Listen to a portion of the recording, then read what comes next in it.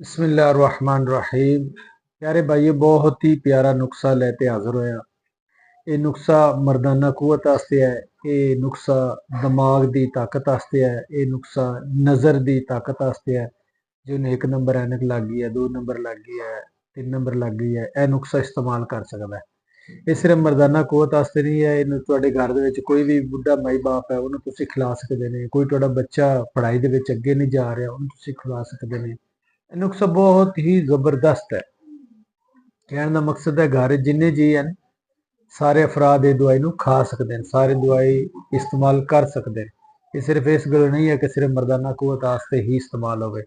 ਹਾਂ, ਜਿੰਦੇ ਸ਼ਾਦੀ ਦੇ ਦਿਨ ਕਰੀਬ ਹਨ ਉਹ ਖਾ ਸਕਦਾ ਹੈ। ਜਿੰਦੇ ਸ਼ਾਦੀ ਦੇ ਦਿਨ ਜ਼ਿਆਦਾ ਹੋ ਗਏ ਉਹਦੇ ਵਾਸਤੇ ਵੀ ਇਹ ਕੰਮ ਸੈੱਟ ਕਰੇਗੀ।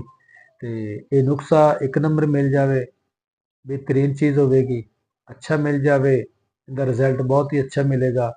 ਇਹਦੇ 'ਚ ਤੁਹਾਨੂੰ ਕੋਈ ਮਿਹਦੇ ਦਾ ਪ੍ਰੋਬਲਮ ਨਾ ਹੋਵੇ, ਕੋਈ ਕਬਜ਼ ਦਾ ਪ੍ਰੋਬਲਮ ਨਾ ਹੋਵੇ। ਇਹ ਨੁਸਖਾ ਤੁਸੀਂ ਪਹਿਲੇ ਦਿਨ ਇਸਤੇਮਾਲ ਕਰੋਗੇ ਤੁਹਾਨੂੰ ਇਹਦਾ ਰਿਜ਼ਲਟ ਦੇਵੇਗੀ। ਤੇ ਸ਼ਾਦੀशुदा ਅਫਰਾਦ ਵੀ ਇਸਤੇਮਾਲ ਕਰ ਸਕਦੇ ਨੇ। ਨੁਸਖਾ ਮੈਂ ਪੇਸ਼ ਕਰਨ ਲੱਗਾ, ਤੁਸੀਂ ਨੋਟ ਕਰ ਲਓ। ਪਹਿਲੀ ਚੀਜ਼ ਤਾਂ ਇਹ ਚੀਜ਼ਾਂ ਤੁਸੀਂ ਸਾਰੀਆਂ ਲੈਣੀਆਂ, ਚੀਜ਼ਾਂ ਅੱਛੀਆਂ ਸਾਫ ਸੁਥਰੀਆਂ, ਮਿੱਟੀ ਤੋਂ ਧੂੜ ਗੱਟੇ ਤੋਂ ਸਾਫ ਲੈਣੀਆਂ।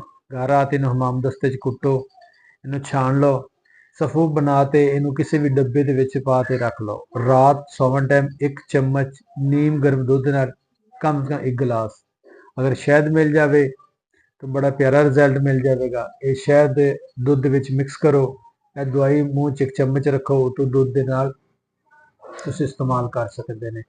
जिन्होंने ज़्यादा मसला है सुबह और शाम इस्तेमाल कर सकता है।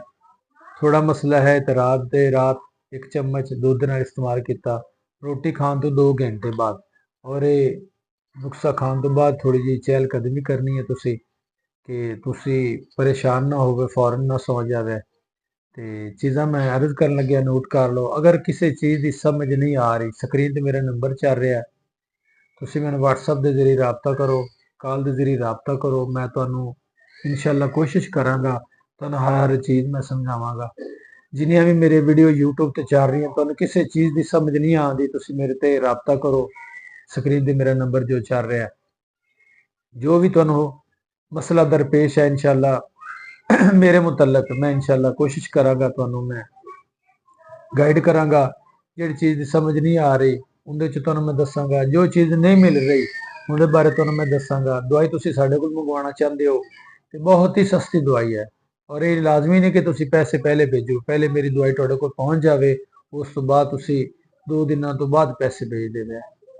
तो मैं गुजारिश कर लगा, नोट कर लो। सब तो पहले तुसी लेना नर छुआरा, अच्छा हो जाए, गुठलियां दी निकाल लैनी। उस पर लेना पिस्ता व काजू, चना गिरी साफ और अच्छी होवे, सफेद मूसली इंडिया दी, सिंघाड़े, गूंद किकर, हल मखाना, कमरकस, रोट मगज लेना है, बादाम गिरी लेनी है, खशकाश लेनी है, सालम इसबगोल, मिस्री कूजा और छोटी इलाची के दाने। तुसी लिया ते घर च इहनूं कुट्टो, हमाम दस्ते विच छाण लो, उस बाद डब्बे दे विच रख लो और इन रात इन्हूं इस्तेमाल करो।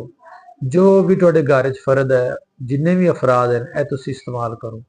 पहले ही गुजारिश की है दिमाग वास्ते, नज़र की कमजोरी वास्ते, कुवत ताकत वास्ते, हत्ता कि कमर का मसला है, कमर के जोड़ों का मसला है, घुटने दर्द करते हैं, पट्ठे का खिंचाव है, तुसी ये इस्तेमाल करो। घर दे विच औरत है, मर्द है, बच्चा है, बच्ची है, यह इस्तेमाल करो। मंगवाने वास्ते मेरा नंबर चल रहा है, मेरे नाल राबता करो। जज़ाकल्लाह, अस्सलामु अलैकुम।